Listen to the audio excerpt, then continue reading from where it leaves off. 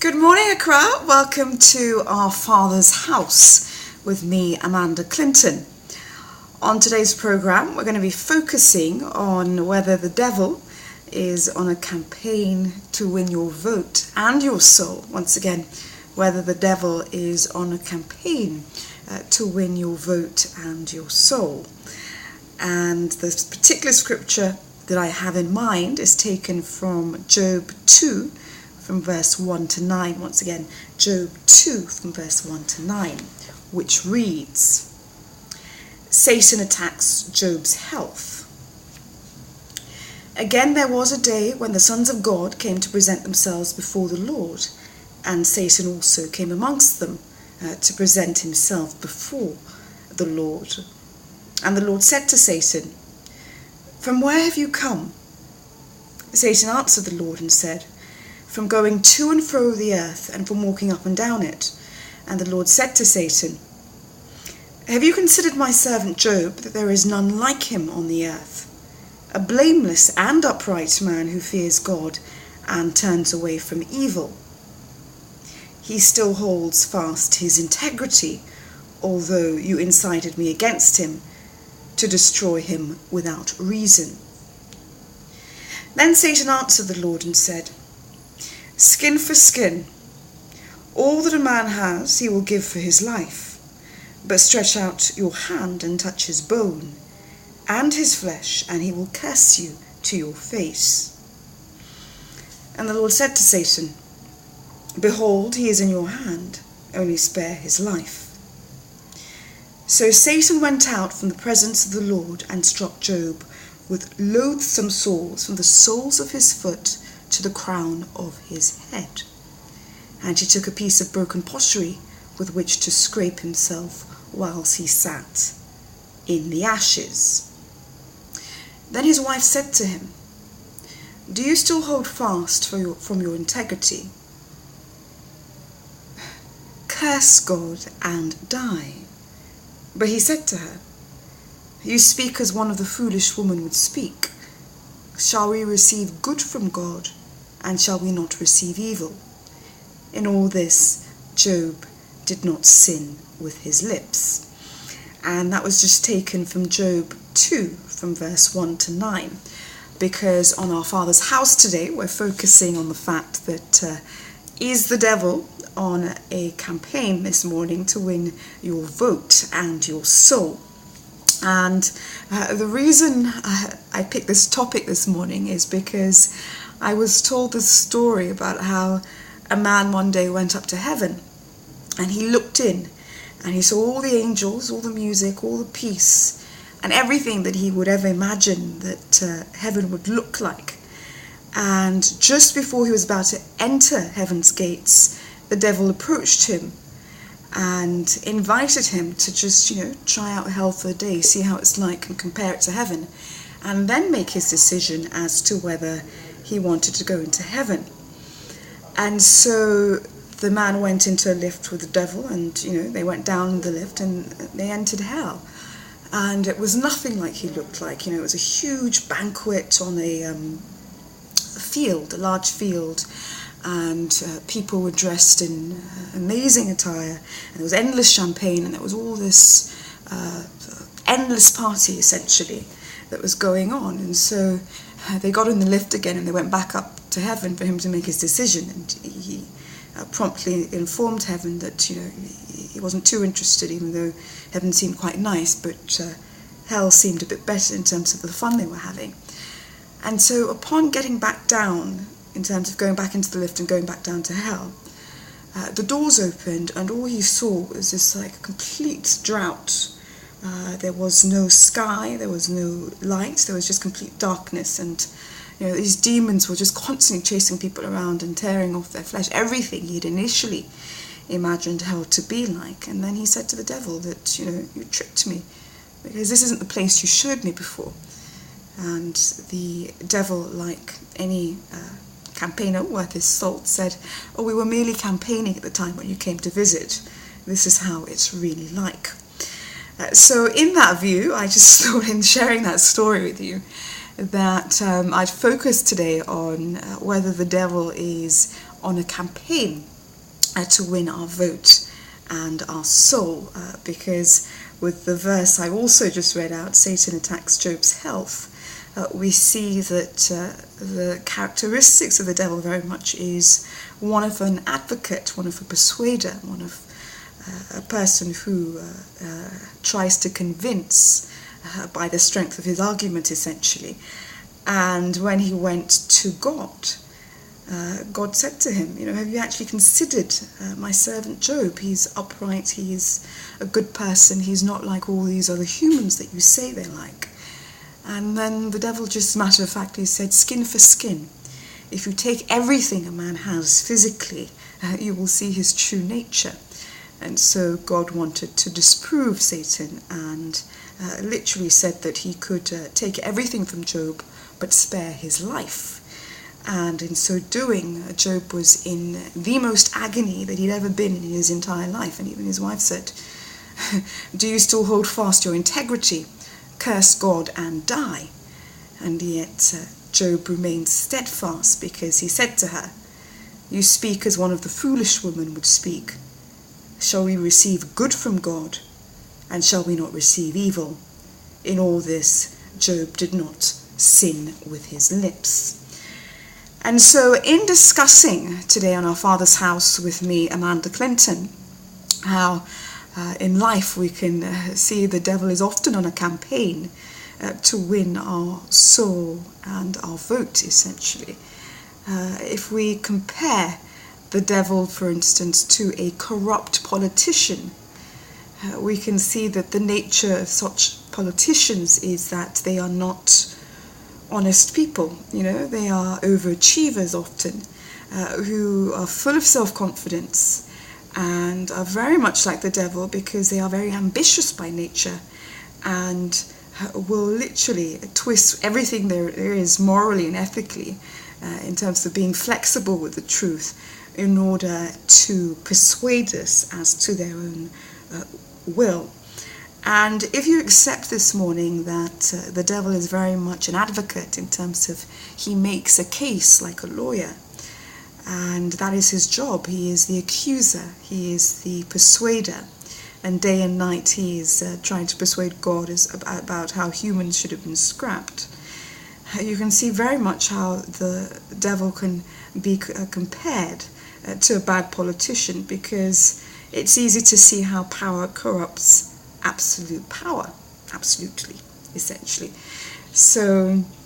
if the devil is actively campaigning for your soul in whatever vice or whatever weakness he knows is particular to you, in terms of we all have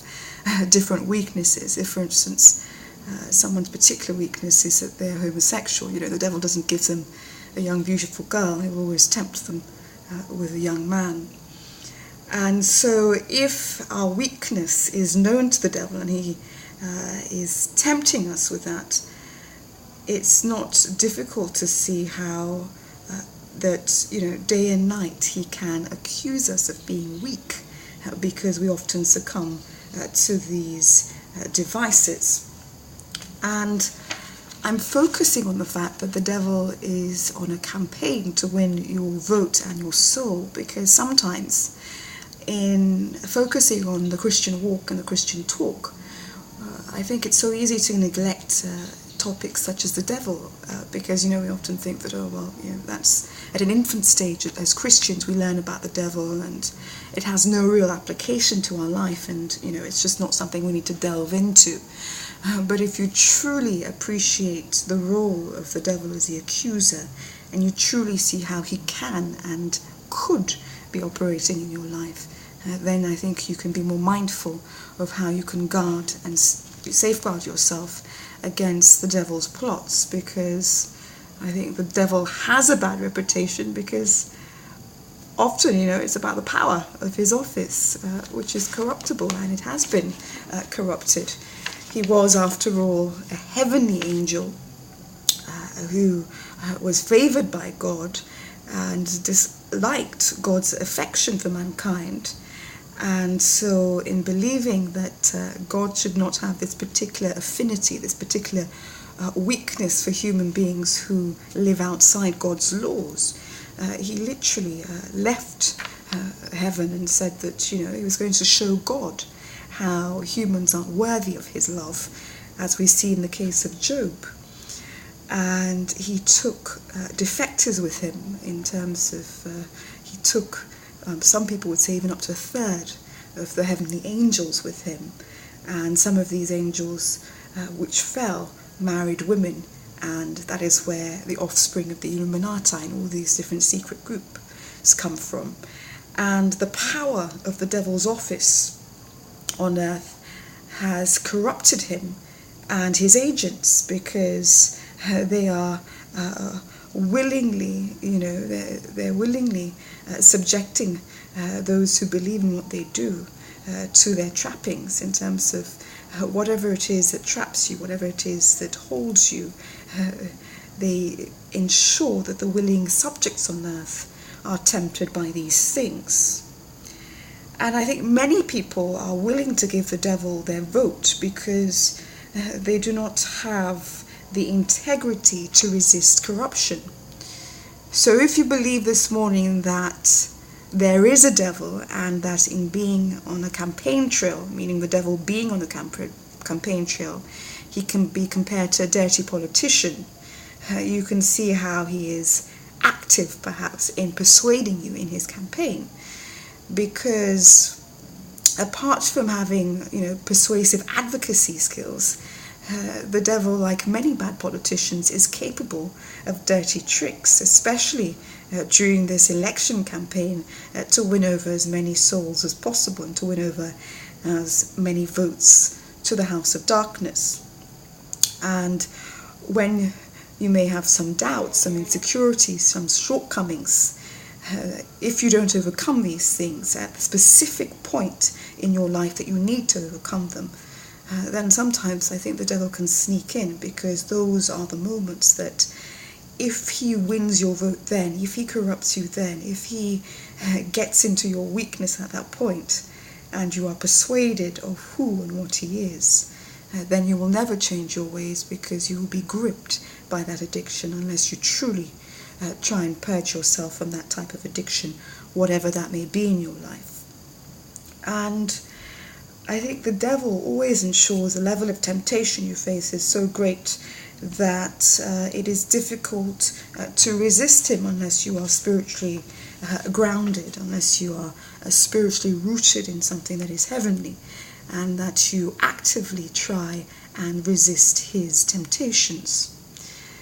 It's also funny how the devil never goes out of his way to tempt people who are already so corrupted that it doesn't really matter to the devil anymore, because his soul is already yours. It is often the ones who to some extent have a certain level of purity, a certain level of innocence, a certain level of faith and hope in this world that the devil has more interest in campaigning for to win their vote and their soul. So is the devil on a campaign to win your vote and eventually your soul? And are you concerned enough about it to guard both your vote and your soul? Because ultimately, with free will, your soul is in your own keeping, and you cannot before God say that the devil told you to do this, or you didn't carry out that virtue at the time because it was not convenient. Because ultimately, in having free will, it also means that God has given us an opportunity to work out this salvation that he has shown us, and as such, we must take this opportunity up during our lifetime. And ultimately, as I have found out in my life, the real way of getting to know God is to serve in his house, because apart from prayer, apart from, just meditating to God, if you have this sort of sincere engagement with God, and you serve in his house, and you do things on his behalf, what you often find is that in interacting in God's currency, in interacting with his fellow souls in terms of helping his souls. In connecting to those souls, you automatically connect to God, because in demonstrating habits of God's nature through your interactions with your fellow man, habits such as love, joy, peace, patience, kindness, godliness, faithfulness, as Galatians 5:22 states, against such there is no law. So if we want to challenge ourselves to stay away from the devil's campaign, if we want to win our vote in terms of his kingdom, and if we want to challenge ourselves from staying away from his campaign in terms of him winning our souls, then one of the best ways we can do that, apart from prayer, is to engage in God's spiritual currency, which is to treat our fellow man with love, joy, peace, patience, kindness, goodness, and faithfulness, because in so doing we connect to God's souls, and in so doing we carry out our mandate of loving our fellow brothers and ultimately sharing the word of God with them. Because only in practicing these things through our fellow man, in terms of our fellow men and women, do we begin to look and act like God, and in turn invite some sort of covering over our lives, that no matter what assignment the devil is planning for us against our life, no matter the campaign the devil is strategizing to win us over to the house of darkness, we remain covered to such an extent that in each circumstance we will overcome. And as Ephesians 6 from verse 12 states, "For we wrestle not against flesh and blood, but against principalities, against powers, against the rulers of the darkness of this world, against spiritual wickedness in high places." So as we focus this morning on the devil and whether he is on a campaign to win your vote in terms of into his house of darkness, and whether he is on a campaign to ultimately win your soul, we're discussing this on our Father's house today, because I truly believe that hell is a very real place, and until we as Christians begin to appreciate its significance and begin to appreciate how we must work out our salvation that Jesus has left behind, and distinguish ourselves from that kingdom, then we are not active, because we do not believe that there is a difference between heaven and a difference between hell. And to me, ultimately, I think that one man's hell is another man's delight, because hell is not a one-fit-all type of place. It is a place of torture for whatever it is that will torture you. And if we want to, stay away from this place, in terms of our souls literally being shackled in the house of darkness, we must endeavor, I think, to ensure that we are not snared by the things of this earth, that we are not persuaded by just the physical things on this earth, that we are not corrupted by money and power and all the things that the devil has to offer, but that we truly appreciate that the spiritual currency that we can build inside ourselves can and will take us to the afterlife, and we must endeavor to get to know our God instead of getting to know the devil and all the toys that he has on offer. And I think that centuries ago, artists, depicted the devil devouring the human soul by literally, swallowing that soul up, and Satan literally eating up his own work. And the depiction was made, I think, because Satan is often campaigning to win over as many souls in his playground with as many schemes, as many tricks, special effects, and to mask the truth and to give you corruption in a way. And ultimately, if it can be said that there is the devil and his playground, we should believe that hell truly does exist. And even if hell is not the sort of place where our skin will be ripped apart time and time again, we don't see it as that. Let us see hell as a kind of place that whatever it is that we would hate in this world for eternity, that is what the devil will give us in hell if we do not get to know our God, because hell is very much designed for the particular individual soul.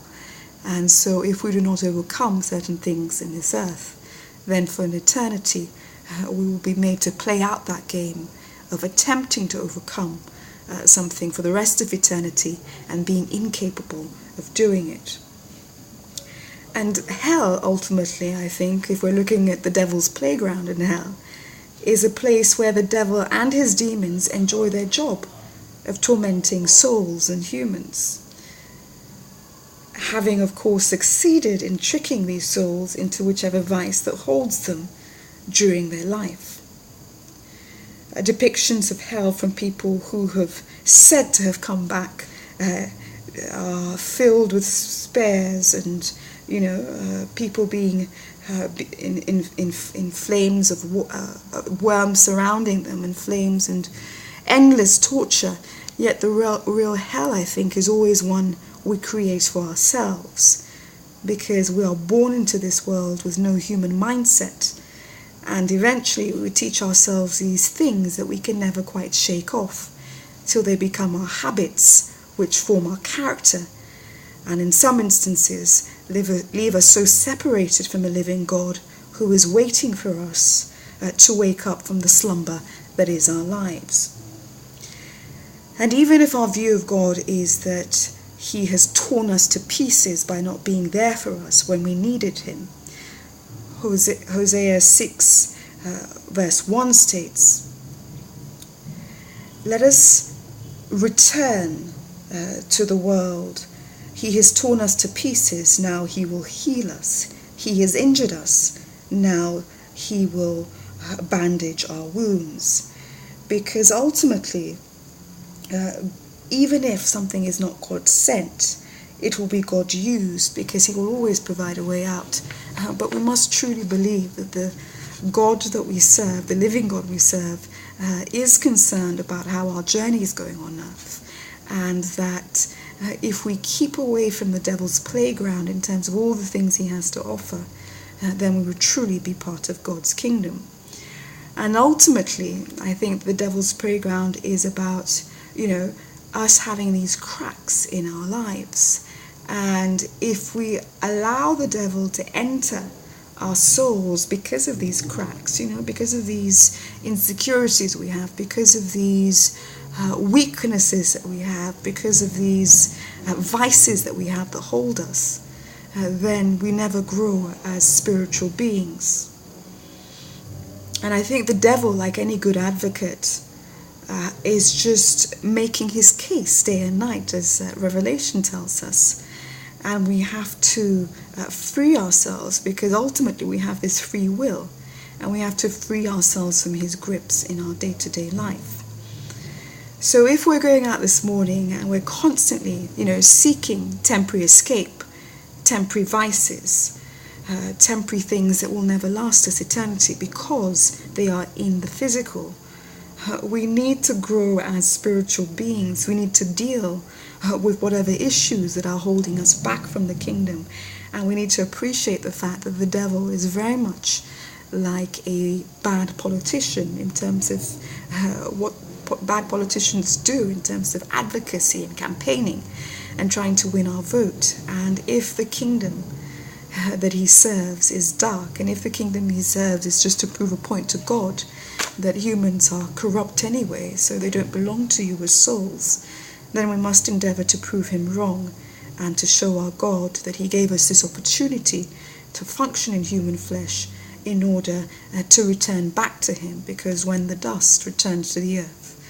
our souls will return to God who gave it. If we spend a lifetime building ourselves up spiritually and ignoring the devil's campaign, ignoring the devil's vices, ignoring the devil's campaign to win our souls, and know that our God is a God that wants us to live in eternity for peace, and whilst we're having this temporary human experience, also have the kind of peace that goes beyond all understanding. And ultimately, I think the devil's playground is something that we cannot ignore as mature Christians, because if we do not appreciate what and who the devil is and how he has an assignment against our lives, then we will never appreciate what it is to ensure that we stick to what God wants for us and to stick to how God is concerned that our souls are ultimately spared from the devil's vices. And even if you are not fully convinced that, hell is a place where your skin will be ripped over and over again, you're not fully convinced that it is this place of turmoil, you're not fully convinced that there is such a place, be convinced that just as there is good and evil in this world, and there are two distinct camps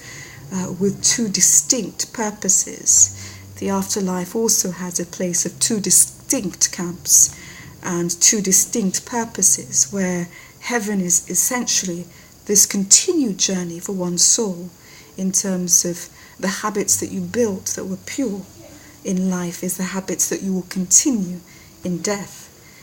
and you will have a sense of peace. And if you live habits that believe in what the devil offers in terms of all his vices, then you will continue that in death. But the only difference is because there have been souls there for centuries and centuries, they will know more how to play their power moves. And as new souls entering that sphere, we will be consumed by the environment that is filled with demons and filled with souls that live their whole lives in terms of power games. So just when we think that at death's door we will have a time to rest, a time of peace, a time to have a sense of retirement for the rest of eternity, if we do not take up this opportunity that our God has given us in terms of salvation and getting to know him, what we will unfortunately find is that in hell we will just start the game again in terms of the game of life, because other souls will be living like human beings in a place where they could have been living like true masters of the universe. But this time, because they have been there for centuries, we will not be refined in our power moves, and we will be consumed by the devil, his playground, his demons, and of course the other souls that have a human mindset. So let us endeavor to get to know a God that wants us to go to a place where there is no human mindset, where the souls are pure, where the hearts are pure, and where we continue a spiritual journey that we started building on earth. So as we focus on the devil's playground today and how the devil is on a campaign to win each and every one of our souls, and how he's on a campaign to win our votes into the house of darkness, let us know that if we believe in God, if we pray to our God, if we dedicate ourselves to our God, and above all that we demonstrate that we are part of his kingdom in terms of our habits to our fellow man, and then we will truly be covered by God, because we are in his alignment, we are in his camp, we are showing that we are part of his lineage. And in so doing, whatever devices the devil may have, whatever playground that he wants to bring into our world, whatever things that he wants to snare from our destiny and our children's destiny, will not come to pass, because the God that has known us, the God that has predestined us, the God that has set us apart from the rest, and above all, the God that has said that he will work out this destiny for us if we believe in him, will cover us in the day of anxiety, and will cover us when the devil comes against us, if we show our alignment to God and if we truly believe in him. So though the devil may be on a campaign this morning against your life, on an assignment against what God has for you, let us not be confused, let us not be won over, let us not be persuaded or convinced with the temporary things that the devil has to offer that are in the physical, because ultimately, even though the devil's toys are coming back in terms of all the things in the 70s, the 80s, the 90s, all that type of music is all coming back as a sign almost that the devil is bringing everything back in one bowl, and he is offering it to the world's willing inhabitants. Let us just guard ourselves and strengthen our hearts and our souls so that in any campaign that the devil may have against you, any assignment that he may have against you and your family, and that in being covered by God, no assignment will come to pass.